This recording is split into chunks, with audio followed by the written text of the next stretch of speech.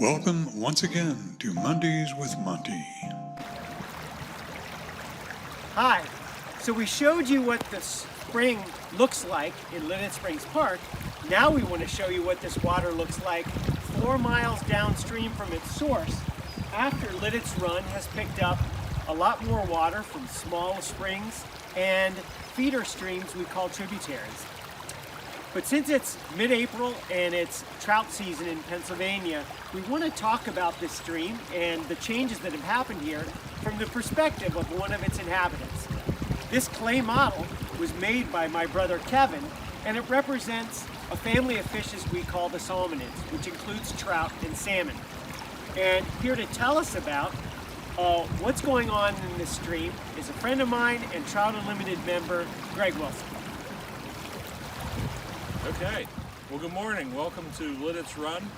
Where we're standing on Lidditz Run is a project that Lamont actually helped me on, and we started on this about 30 years ago.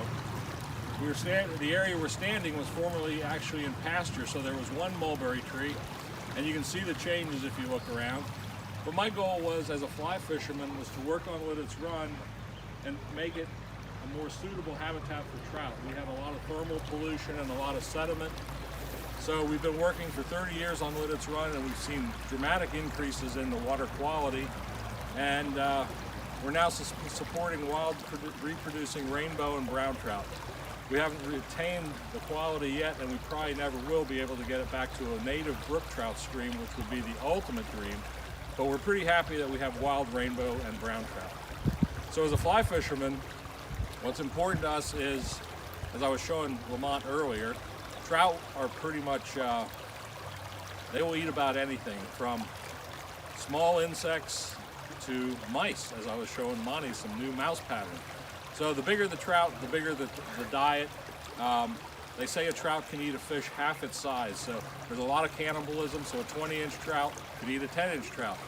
But Lidditz Run, the standard fare is it's a limestone spring creek, so it's high in alkalinity, so there's a lot of scud type insects is probably the primary diet. So if you're going to come fish Lidditz Run, I'd recommend a sow bug scud imitation, which I'll show you. And I'm going to pull some live ones out of the stream, but this is my box, pretty much all geared to different sow bugs and shrimp, freshwater little shrimp. So this is what we use. So let me see if I can find some on a rock to show you this morning.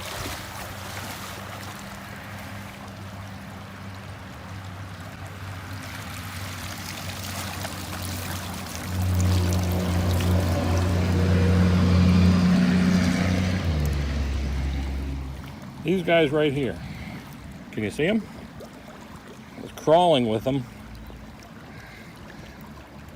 So that's a pretty easy dinner for these fish, and it's in the stream year-round, 24/7. So these fish are, this is their main food source is the scuds.